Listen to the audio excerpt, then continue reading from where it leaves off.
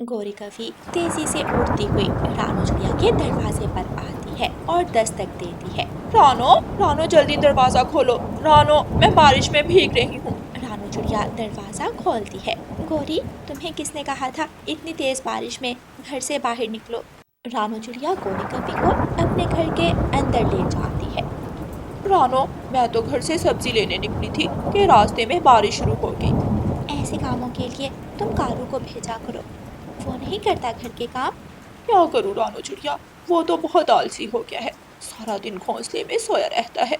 जुगू का भोजन भी मैं ही ढूंढने जाती हूँ और घर के सारे काम भी मुझे ही करना होते हैं। गौरी, मैंने आज खिचड़ी बनाई थी, मैं तुम्हें डिब्बे में खिचड़ी डाल देती हूँ। तुम ऐसे करो, सब्जी छोड़ो, ये खिचड़ी ले जाओ, खुद भी खा लेना और अपने बेटे जग्गू को भी दे देना।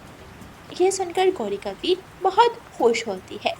चिड़िया बहन, एक तुम ही हो पूरे जंगल में जो मेरा इतना ख्याल रखती हो, वरना दूर से तो सभी पक्षी मुझे देखते ही घर का दरवाजा बंद कर लेते हैं।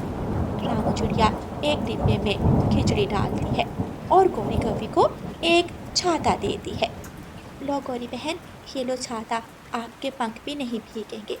गौरी कवि छाता लेती है और खिचड़ी का डिब्बा उठाकर अपने घर चली जाती है। डिब्बे में क्या है? क्या है डिब्बे में? मुझे भी दिखाओ।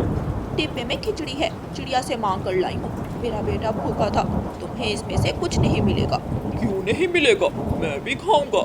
मम्मा मम्मा, मुझे भूख लगी है, मुझे कुछ खाने को दे। मेरा बेटा कल से भूखा है और तुम्हें अपने पेट की चिंता है। चिंता क्यों ना हो, मैं परिवार का बड़ा हूँ, यहाँ मेरा ही हुक्म चलेगा।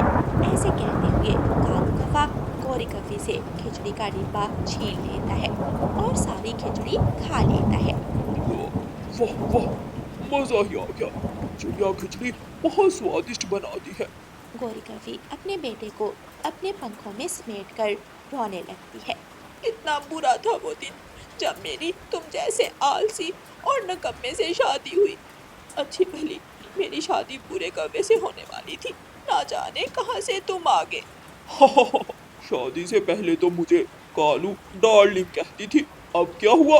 तब तेरा पता नहीं था मुझे कि तू इतना आलसी और कामचोर है। सारी उम्र मुझे भूखा मारेगा।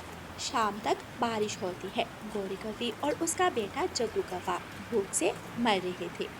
ये बारिश ना जाने कब रुकेगी। तोते यार, चलो घर चलते हैं। कबूतर, मैं तो बारिश में बिल्कुल भी नहीं उड़ सकता, अगर तुमने जाना है तो जाओ। ठीक है यार तोते, मैं तो घर जा रहा हूँ। कबूतर अपना मीठा फल उठाकर अपने घर को चला जाता है और तोता पेड़ की डाल पर बैठा बारिश के रुकने का इंतजार कर रहा था। कालू के बच्चे, अगर मेरा नहीं तो अपने बेटे का ही कुछ ख्याल करो, इसने कल से कुछ नहीं खाया। अच्छा अच्छा, ज्यादा काई काई मत करो, जा रहा हूँ, लाता हूँ कुछ ढूंढ कर। कालू कौवा अपने घर से निकलता है और उड़ता हुआ घने जंगल में पहुंच जाता है। तोते को पेड़ की डाल पर बैठा हुआ देखकर कालू कौवा तोते के पास जाता है। हाँ भाई मिठू तोते, यहाँ क्या कर रहे हो? तोता चुप रहता है और अपना मुंह दूसरी तरफ कर लेता है। क्या बहरे हो? सुनाई नहीं देता। मैंने पूछा कहाँ से आए हो? कौवा तोते के पास पड़ा मीठा फल देख लेता है। अच्छा तो ये मीठा फल लेकर आए हो। अरे तोते, ये मीठा फल खाकर तू क्या करेगा? तेरा भोजन लाल मिर्ची है। जा जाकर लाल मिर्ची खा और अपना ये मीठा फल मुझे दे दे। नहीं दूंगा, नहीं दूंगा।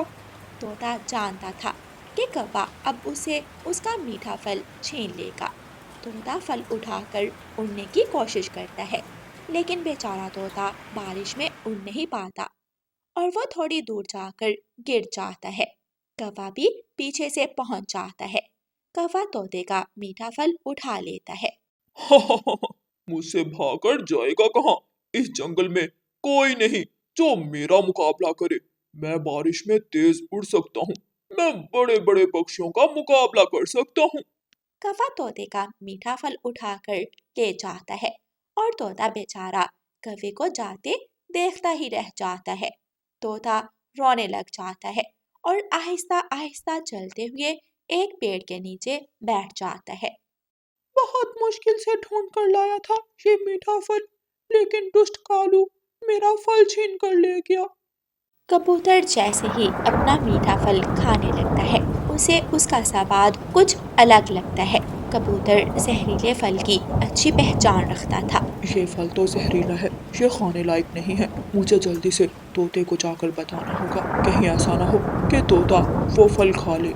कबूतर अपने घर से उड़ता है और जल्दी से वापस तोते के पास पहुंच जाता है। तोता उसी पेड़ की डाल पर बैठा हुआ था और बारिश रुकने का इंतजार कर रहा था। तोते तोते, तुम्हारा मीठा फल कहाँ है? क्या तुमने वो मीठा फल खा तो नहीं लिया? तोता फूट फूट कर रोने लगता है। कहाँ खा लिया? वो मीठा फल तो कालू कौवा उसे छीन कर ले गया। वो बहुत बुरा कौवा है, हमेशा मेरा मीठा फल छीन लेता है। तोते, वो फल तो जहरीला था। मैंने एक चोंची लगाई और मुझे पता चल गया। मैं तो तुम्हें ये बात बताने आया था। मरेगा, अब तो वो काला कौवा वो जहरीला फल खाकर मरेगा। कालू कौवा अभी रास्ते में ही था कि उसे भूख लग जाती है। ये फल बहुत स्वादिष्ट होगा, ये फल मैं खा लेता हूँ। जग्गू और गोरी के लिए दाना ढूंढ कर ले जाऊंगा। जान है तो जहान है। कालू कौवा जल्दी जल्दी से अपनी चोंच चलाता है और वो जहरीला फल खा लेता है। थोड़ी ही देर बाद कालू कौवे को चक्कर आने लगते हैं और कालू कौवा धड़म से पेड़ से नीचे गिर जाता है। कालू कौवे की मुक्ति हो जाती है और कालू कौवा अपने लालच की वजह से अपनी जान गंवाता है। प्यारे दोस्तों, जो दूसरों को तंग करता है और दूसरों का बुरा चाहता है, हमेशा उसका अपना ही बुरा होता है। इसीलिए तो कहते हैं कि हमेशा दूसरों के साथ भलाई करो, अच्छाई का साथ दो, क्योंकि बुराई का अंत हमेशा बुरा ही होता है।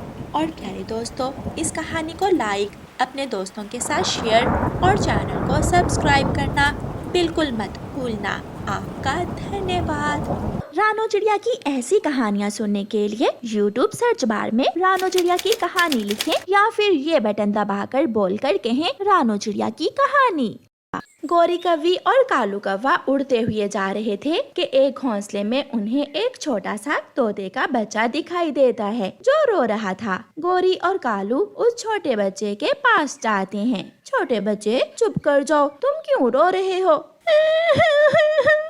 मेरी माँ कल मेरे लिए मीठा फल लेने गई थी, मगर अभी तक लौट कर नहीं आई। ना जाने मेरी माँ मुझसे गुस्सा क्यों हो गई। शायद मैं मीठा फल खाने की जिद कर रहा था, इसलिए माँ गुस्सा हुई होंगी। गोरी, इस छोटे बच्चे की माँ को जरूर किसी शिकारी ने पकड़ लिया होगा। ये बच्चा बहुत छोटा है, हम इसे अपने साथ अपने घर ले जाते हैं। नहीं नहीं, मैं किसी के साथ नहीं जाऊंगा, मेरी मम्मा जरूर आएंगी। बेटा, आप अभी छोटे हो, कोई बड़ा पक्षी आपको खा जाएगा या फिर कोई शिकारी आपको पकड़ कर ले जाएगा। आप हमारे साथ चलो, मैं आपको आपकी माँ से जरूर मिलवाऊंगी। गोरी कौवी की ये बात सुनकर वो छोटा बच्चा मान जाता है। ठीक है, पहले प्रॉमिस करें, आप मेरी माँ को ढूंढ कर लाएंगी। प्रॉमिस करें। प्रॉमिस बेटा, अब चलो हमारे साथ। गोरी और कालू उस छोटे से तोते के बच्चे को अपने साथ अपने घर ले जाते हैं। लो बेटा, ये दाना खा लो, कब तक भूखे रहोगे? नहीं खाऊंगा, नहीं खाऊंगा, पहले मेरी मम्मा को लाइए, मैं अपनी मम्मा के हाथ से ही दाना खाऊंगा। अरे कालू भैया, आप ये लाल मिर्ची क्यों लेकर जा रहे हैं? चिड़िया, एक छोटा सा तोते का बच्चा हमारे घर में है। शायद उसकी माँ को किसी शिकारी ने पकड़ लिया। वह अकेला था और हम उसे अपने घर ले आए। वो तो कुछ खा ही नहीं रहा, सोचा शायद लाल मिर्ची ही खा ले। फिर कालू कौवा लाल मिर्ची ले जाता है। ये तो लाल मिर्ची है, मेरी मम्मा मेरे लिए यही लाया करती थी। ये लाल मिर्ची आपकी मम्मा ने ही भेजी है आपके लिए। तो क्या मेरी मम्मा सच में मुझसे गुस्सा हो गई है? प्लीज मुझे मेरी मम्मा के पास ले जाइए, मैं अपनी मम्मा से माफी मांग लूंगा, मम्मा को मना लूंगा। Please aunty. बेटा, आप ये लाल मिर्ची खा लो, मैं बाद में आपको आपकी मम्मा के पास ले जाऊंगा। ऐसे वो छोटा तोता लाल मिर्ची खा लेता है। खाली, अब मुझे मेरी मम्मा के पास ले जाएं। आपने वादा किया था, हम कल आपको आपकी मम्मा के पास ले जाएंगे।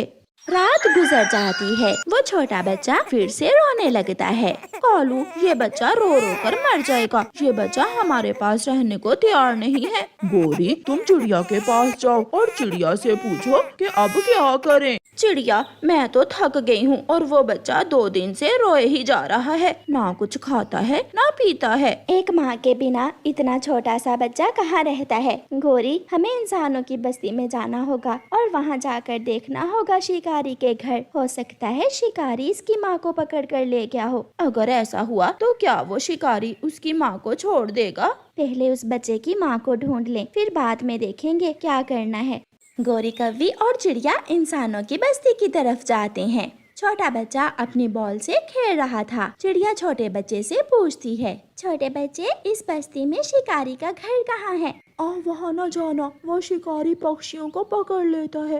वो हमारी दोस्त तोती को पकड़ लाया है, हमें उसकी मदद करना होगी। शिकारी का घर वो सामने वाले बिजली के खम्भे के पास है। गोरी, कौवी और चिड़िया उड़ती हैं और उस घर के पास बिजली की तारों पर जाकर बैठ जाती हैं।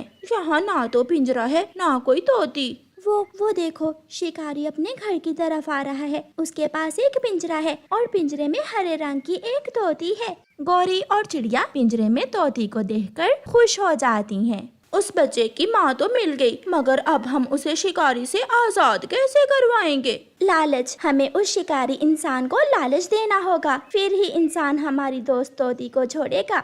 चिड़िया और गोरी, कौवी उस शिकारी इंसान के पास जाती हैं। शिकारी पिंजरे को एक पेड़ से लटका देता है। शिकारी, शिकारी, तुम इस तोती को तो पकड़ लाए हो, मगर इसके सोने के 2 अंडे वहीं छोड़ आए। ये सुनकर तोती सब समझ जाती है और झट से बोलती है, क्यों बताया चिड़िया? तुमने इस जालिम शिकारी को मेरे सोने के अंडों का क्यों बताया? अब ये मेरे सोने के अंडे भी चुरा लेगा। तो क्या तुम्हारे घोंसले में सोने के अंडे हैं? अगर तुम उन अंडों में से एक अंडा मुझे ला दो तो बदले में मैं तुम्हें आजाद कर सकता हूँ। अगर सोने का अंडा लेना है तो इस तोती को हमारे साथ भेजना होगा, यही लाकर देगी तुम्हें सोने का अंडा।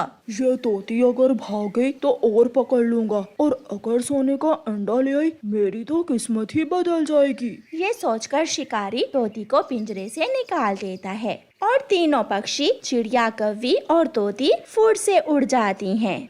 गोरी, कौवी तोती को अपने घर ले जाती है। तोती अपने बच्चे को देखकर बहुत खुश होती है।